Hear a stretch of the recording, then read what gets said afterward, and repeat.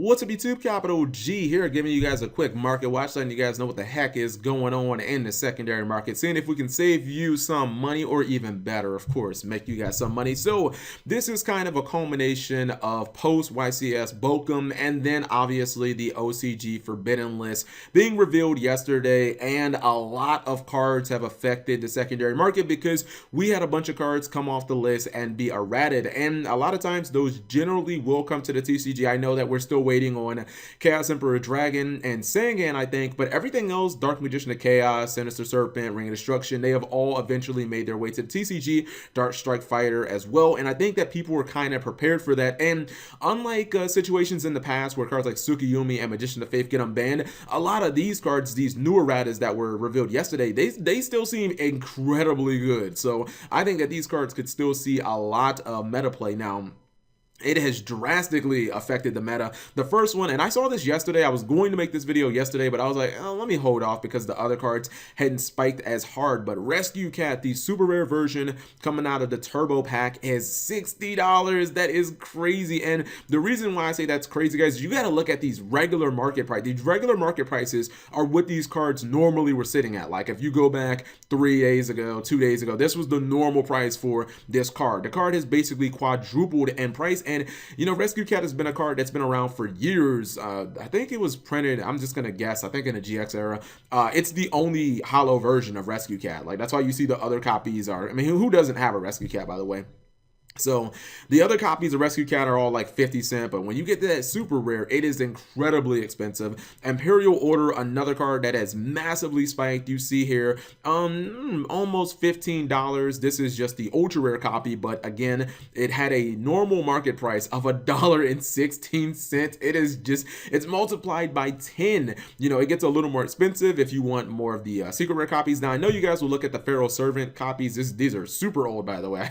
I remember Pharaoh Servant copies when I was like a teenager in high school and whatnot. But the thing is, you see these super low prices. The problem is when you're looking at a card that's, you know, like 13, 14 years old, you know, all of these copies, guys, are basically damaged, heavily used, because Pharaoh Servant is just, it's an old asset. It's like 2002 or something like that. So, you know, finding a Pharaoh Servant copy in mint condition or in, you know, near mint condition is going to be extremely hard. Or if you, you know, decide to go to like, you know, page 5 or page 3 where you find those mint copies, a lot of times they're going to end up being more expensive or just as expensive as these copies. So, you know, this might actually be the better route. Now, the thing about these errata cards, Boronic, you see is another example.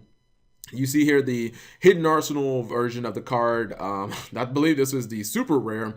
This card was less than $6, currently sitting at 25. I think the only cheap version of Boronic is the gold copy. Yeah, the gold series one. I know a lot of people like myself don't necessarily like gold series, but I think I'd bite the bullet if you really just are playing a deck that can, you know, synchro summon. If you're playing something like Mermail where you can get, you know, a double bonus, you can you can pitch Dragoons and, you know, bounce a card and activate the Dragoons. I think it might be worth it here because a lot of the other copies, I mean, to get the second lowest is $16. That's from the Hidden Arsenal. And I remember back in the day during Teledad when this was pretty much it. Well, it wasn't during, it was post Teledad, when basically the Dual Terminal and the Hidden Arsenal were the only copies. And don't even think about the Dual Terminal copies. If you look at the synchros of the Ice Barriers cards like Trishula and Brionic, the DT copies have always been extremely expensive because those are the only ways to get like the ultra rares. But I will say this, when it comes to these errata cards, and they probably will eventually come to the TCG, I would expect Konami to print these guys in like a gold series or something like that, guys. Like, don't be surprised if Konami like randomly throws all of these cards in a gold series and they all have their erratas, and that's their way of kind of updating the text. Denko Seka YCS Bokum. Everybody has pretty much caught on to the fact that this card is one of the best side deck cards against the Paleozoic deck.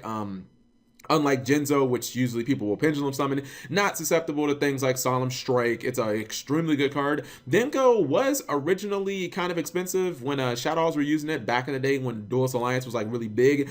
And ever since then, it did kind of fall out of favor. It was kind of big in Necros as well, kind of like locking out decks like Serteller Knights and Burning Abyss. But I believe this card was creeping up to like $12. And now when Billy Break won game 3, especially in the finals, pretty much auto winning off of the normal summon of Denko, yeah, it's pretty much got the $24, $25. So definitely a card that's, I mean, as long as Paleos are going to be an incredibly strong tier 1 deck, like Denko Seka is going to have a home in the meta.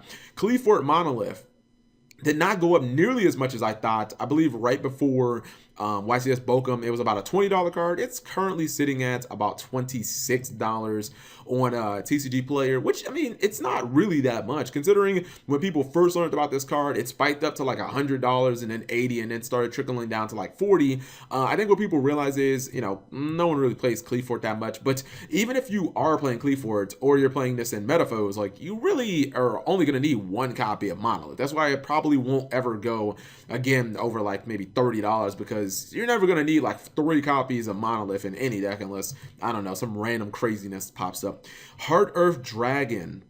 This is a card that's always been extremely powerful, but like really hard to make because it requires 3 level 9 monsters, which a lot of times I'm just like, fuck that. I think it's better to just make a rank 8 and to like rank up into this using like the Phantom Knights of Launch, which is kind of like a cheesy combo in itself. This card cannot be destroyed by battle. Your opponent takes the damage, and then if it has materials, if your opponent has like set cards or normal summon, you can like detach and banish all this stuff. It's a super powerful card. Plus it gains 1,000 attack for each card that's currently banished, so F you to desires. People are looking at this card and they're looking at the true Dracos and are looking at the fact that there are some 9s in there, and they're thinking, okay, maybe this gives us a chance to summon an incredibly powerful monster. You see the market price was about $12. This is again for the Ghost Rare, which is sitting at about 20. If you really have any aspirations to run True Kings, and I will have some replays coming up on my channel of True Kings, I would just buy the Ultra Rare. I think ultra rares look pretty good as well, my favorite rarity. And I mean, come on guys, you're going to be saving $16.50. Like there's no reason to spend over $15 just for a ghost rare of a card that is completely niche in its entirety. Sabre Invoker. This card kind of shot up about within like the last couple of weeks. $41 right now. You guys know this is because of Zodiac Beast and what they've done in the OCG. I mean, their reign wasn't super long, but I mean, did they ever hit the ground running? Like from the second that they came out, they were basically just the best deck in the OCG. They pretty much, I think it took them about a week to overthrow ABC, and they just kind of never looked back, and they were clearly like a tier 0 deck in the OCG. This is a strange card because it came out Order of Chaos, which was the 3rd Zexal set, but it's never actually been reprinted. And with Zodiac Beast coming out in February, guys, I mean, if you're wanting to play the deck, you have to spend the money on this card. If Zodiac Beast do anything like what they did in the OCG, I hate to say this, but I could actually see this card spiking at like $70 just because it'll just be so necessary to the deck. You summon Terra Top, you go into Invoker, and then you just like, you know, potentially like plus like 5. All right, Bujin Tsukuyomi. This is a card that's, I believe, right after the structure deck, the Kyber structure deck came out. This was a card that had went all the way up to like $25, and it's kind of crazy because it is less than half of that right now. I mean, ABC is still doing relatively well in the meta, but it has a lot of competition and Metaphos and Paleozoics and Totally Heroes. So it's kind of interesting to see this card is pretty much less than half of what it was back in October. Dimensional Barrier. This card is also kind of plummeted. Not plummeted like super hard, but I mean, there was a time when I did a market watch where after Invasion Vengeance came out where Dimensional Barrier was $70. Now it is, whoopsie, I didn't mean to do that. Now it is under $50, currently under $49. I actually think that this card is not main deck worthy because against decks like Metaphos, you know, they can fusion summon, plus they can pendulum summon. If you call pendulums, they can still technically tribute summon and normal summon their pendulums. So I think this card is good, but it doesn't cover quite as much ground. Like it covers a lot of ground against the only Exceed decks, like against Paleozoics or against like Zodiac Beast. What I think is going to happen with Dimensional Barrier, right? This, I could totally be wrong, but this is my opinion. I think that this card is going to continue to go down, and I think it's going to reach about $30, maybe $35, and I think that's going to happen about the end of December to probably mid-January. And then I think the second Zodiac Beast come out, I think this card is going to spike super hard. It's going to go back to like $70 because it is a one card. You cannot do anything. Like if they normal summon Malmorat, or if they activate Triangle for Malmorat, you just flip this over and call it C, Zodiac Beast players are done for the turn. They cannot do anything. All they can do is just like set cards cards, and they really can't do much of anything. So I think this card is not quite a buy or a sell right now. I think it's just kind of a hold, or, you know, buy in like a couple of weeks. We'll see where it's at. Totally Awesome. This card was basically sitting at $50. It's about 48, 47-ish right now.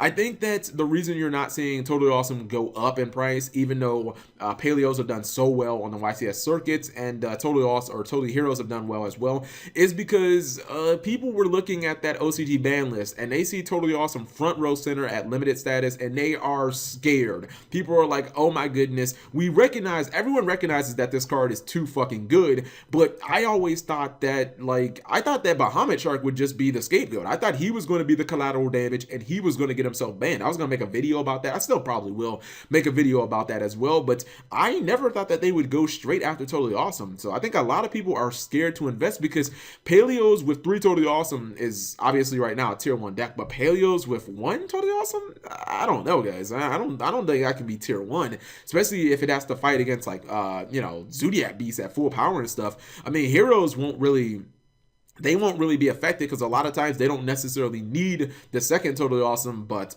you know, decks like Paleos, I think they kind of do need that second Totally Awesome. There's a reason that they run 3 and that Totally Heroes only run like 2 copies. So you guys let me know if I missed any cards. I always appreciate with my market watches, if I missed any cards, please leave that in the comment section, because it's not just about educating me, it's about educating other people as well, because somebody might be holding onto a card that's really expensive that they might want to get rid of, that they don't even want, and then they can make some money and you just helped out your fellow Yu-Gi-Oh player. So anyways, thank you guys for watching. As always, subscribe if you have not already.